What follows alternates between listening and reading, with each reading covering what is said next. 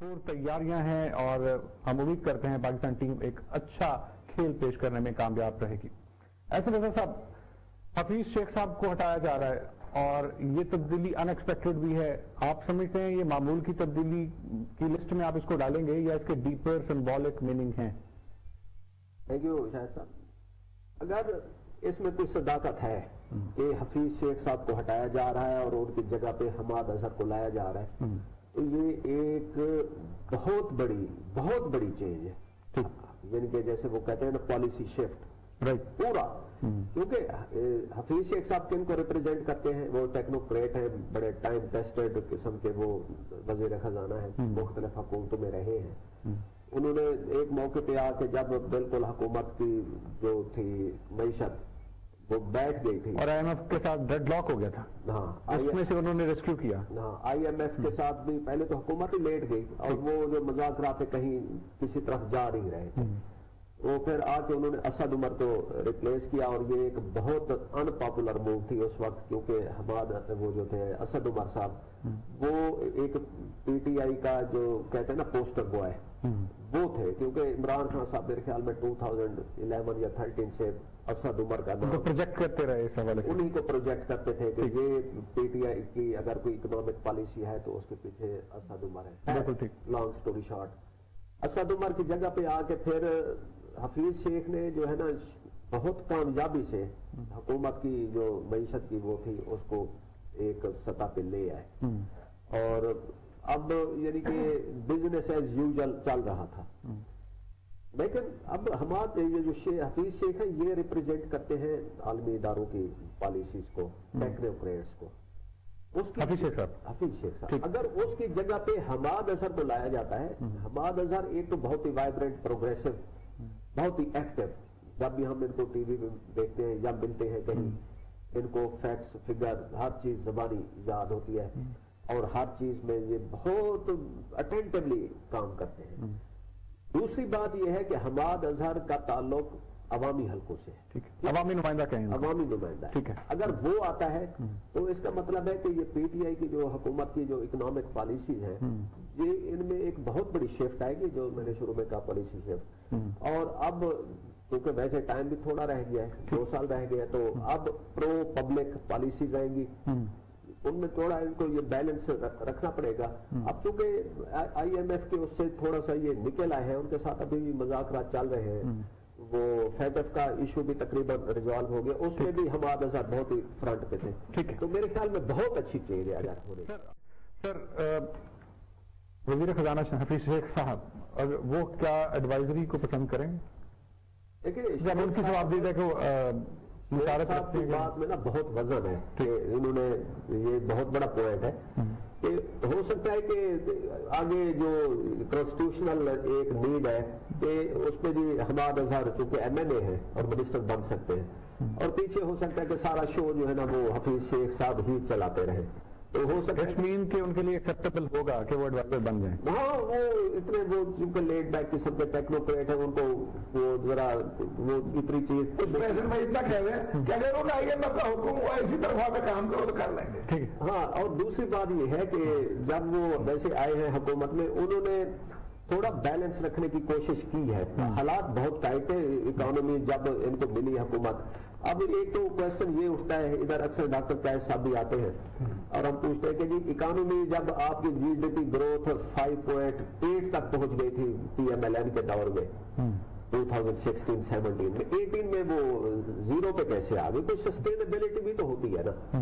اچھا, انہوں نے آگے زیرو سے شروع کیا تھوڑا بہت, اور حکومت کے ابھی جو احساس پروگرام ہے, جو کچھ ویلفیئر کے پروگرام ہے سوشل سیکورٹی کے, تو اس کے لیے ایلوکیشن سے نکال دیتے ہیں جب بھی پرائم منسٹر ان کو کہتے ہیں. ابھی ہاؤس فائنانسنگ کی وہ کر رہے ہیں, تو انہوں نے ایک تھوڑا سا بیلنس رکھنے کی کوشش کی, لیکن زیادہ ان کا ٹیلٹ ادھر ہی ہوتا ہے. اور وہ مجبوری ہوتی ہے میرے خیال میں ہر حکومت کرتی ہے کہ آئی ایم ایف کو جو ہے نا ان کی ریکوائرمنٹ, جب ان کے ساتھ آپ ڈائیلاگ میں جاتے ہیں تو وہ آئی ایم ایف کی جو زیادہ کڑی شرائط ہوتی ہے وہ کہتے ہیں جی آپ واپس کیسے کریں گے پیسے.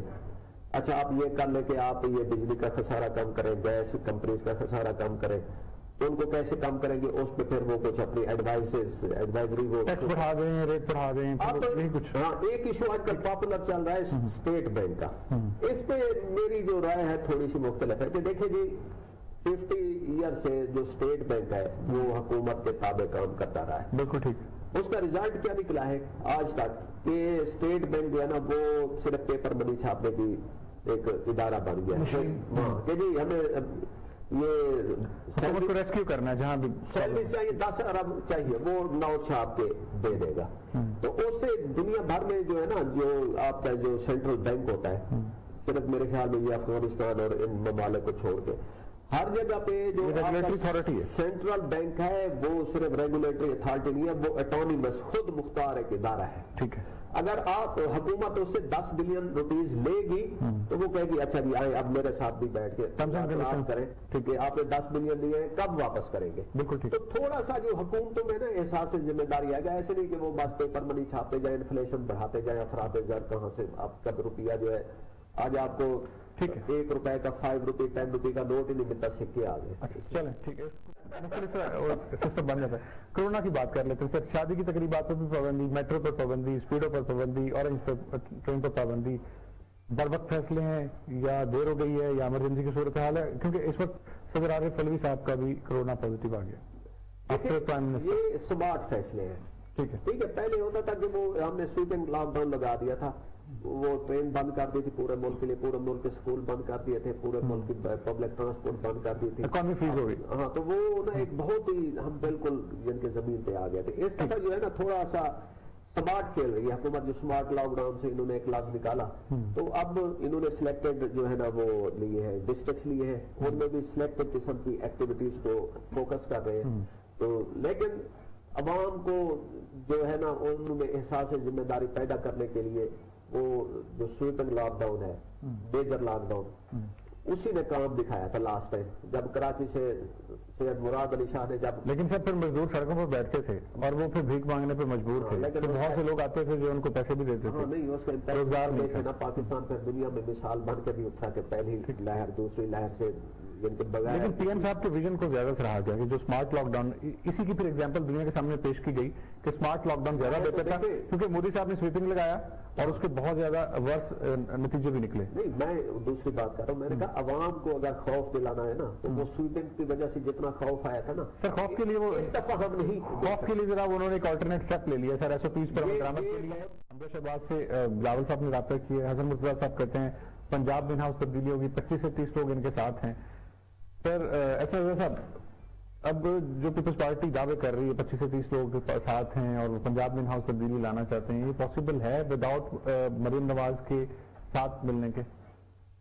देखिए ये तो डिपेंड करता है बेसिकली मियां नवाज शरीफ साहब पे। अगर वो चाहेंगे तो नून लीग कोई बड़ा स्टेप लेगी, वरना ये ना मरियम के लेवल का ये डिवीजन का इंप्रेशन मिल रहा है सर। पहले हुकूमत ये इंप्रेशन दे रही थी, अब पीपल्स पार्टी भी इंप्रेशन दे रही है। नहीं, मेरे ख्याल में ये राब्ते जहां तक बढ़ाने की बात है वो तो इसमें आपने देखा होगा कि मरियम नवाज जो है वो कभी कभी ऐसा होता है कि वो बहुत एक्टिव हो जाती हैं, फिर 2-2 साल तक उनका जो ट्विटर अकाउंट है वो बंद हो जाता है और बिल्कुल खामोशी इख्तियार कर लेती है।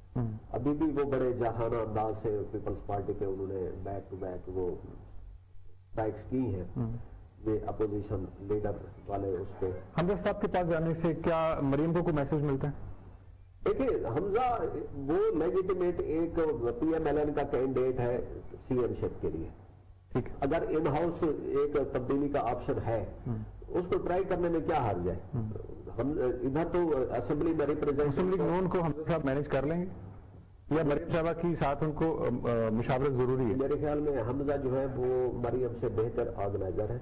मरियम क्राउड पुलर है, एक जो नवाज शरीफ की जो पॉलिसीज है उनको अवाम तक कन्वे करती है। लेकिन जो असेंबली की सियासत है, जो ग्रास रूट लेवल की अवाम से कंपेन की वो है। अभी जब PDM का जलसा हुआ लाहौर में तो PDM के लोग कहते हुए पाए गए कि जी जलसा जो है ना फलाप हुआ है, इतना अच्छा नहीं हुआ जितना होना चाहिए था, या जैसे पीपल्स पार्टी में कराची में किया, इधर पिशावर में हुए, इवन गुजरांवाला का जलसा अच्छा था, लेकिन लाहौर जो जिसके बहुत ही उम्मीदें थी, हाइप उसकी क्रिएट की गई थी, तो उसका फैक्टर जो मेन आया था वो था कि जी हमजा नहीं था। اگر حمزہ اس وقت جیل سے باہر ہوتے تو وہ ان کے عوام تک کنٹیکٹس تھے اور وہ زیادہ بہتر طریقے سے نا ایک پاور شو مینیج کر سکتے تھے. تو میرے خیال میں حمزہ جو ہے وہ ایک جو روایتی سیاست ہوتی ہے اسمبلی کی ہوتی ہے, ارکان اسمبلی سے رابطے ہیں, وہ بہتر مینیج کرتے ہیں. تو لیکن پیپلز پارٹی کو یہ کرنا نہیں چاہیے کہ وہ ایک ہی پارٹی میں مریم کو چھوڑ کے حمزہ یا اس طرح کی باتیں کرنا کہ جیسے پی ایم ایل این میں کوئی جو ہے ڈویژن کا وہ تاثر آئے, تو یہ ہونا نہیں. مریم صاحب نے کہیں سر فارغ تو نہیں کر دیا اس لیے وہ حمزہ صاحب سے پھر رابطے کر رہے ہیں؟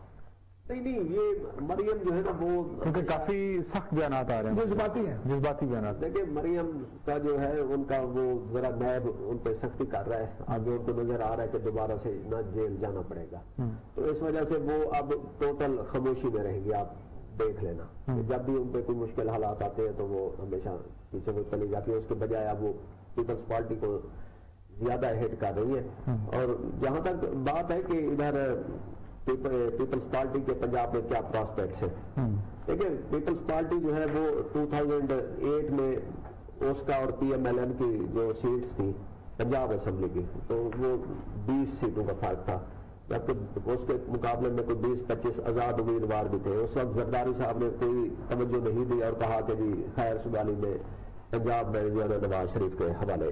لیکن پھر کیا مسلم لیگ نون اسپیس دے گی پیپلز پارٹی کو, چاہے وہ پی ڈی ایم کا حصہ ہیں دونوں؟ نہیں, پنجاب میں اپنی جگہ پکڑے. دیکھیں نہیں دے گی اور دینی چاہیے بھی نہیں. ایک لیول پہ اتحادی جماعت اس لیول پہ ہے کہ جی ہم نے پی ٹی آئی ایک مشترکہ دشمن ہے, اس کو ہٹ کرنا ہے.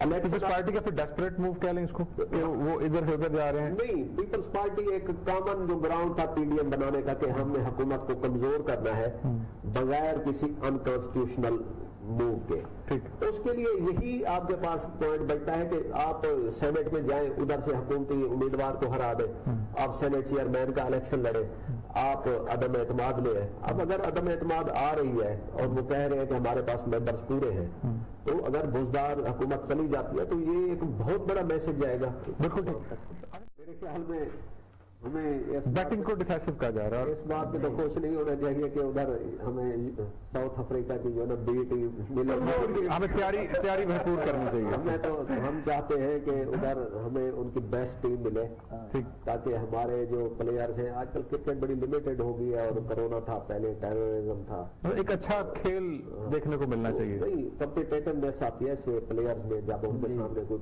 کوالٹی بڑا پلیئر کھڑا ہو. لیکن یہ ایک خوش آئند بات ہے کہ کرونا کے دنوں میں ہم یہ سن رہے ہیں کہ کرکٹ کے میچز ہونے جا رہے ہیں, اور کرکٹ جو ہے پاکستانی قوم کے لیے ان برے حالات میں ایک آکسیجن ہے, ہماری آکسیجن ہمارے بلڈ میں ہے. اور اللہ کرے اگر یہ ہماری ٹیم ہمیں کوئی اچھی وہ کچھ ادھر سے خبر دیتی ہے فتح کی اس میں, تو یہ ان مشکل حالات میں قوم کے لیے بہت بڑا